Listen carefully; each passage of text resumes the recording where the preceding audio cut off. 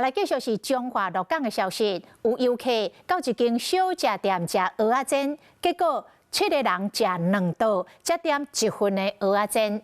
头家是真无奈，讲假日生意较好，想要加赚一寡钱，想袂到拄到这款的人客，只好来设定到上低的消费。为后个月开始，每一个人上少拢爱点1份。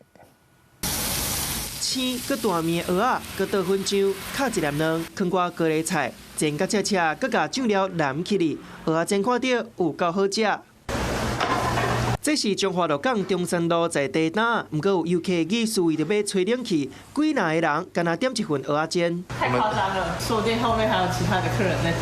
一间店面所有的蚵仔加起来会当坐24个人，若是客满，一个人点一盘70块的蚵仔煎，上无会当赚1680块。若是7个人占2道，干那点一盘，食半点钟，就会减卖23份蚵仔煎，收入就干那剩1/3。假日的时候，我们都是黄金时段，那拼的就是翻桌率了。那他做了那么久，外面的客人也在等，这样子对我们影响还挺大。头家强调，打不方便设消费底线，不过为着要甲换得率提悬，广告为12月开始，若要内底食，上无爱点1份食食。有民众认为，食这么济美食是旅游重要的体验，若是各项物件拢食一喙，一人食1份，恐惊后壁食袂落。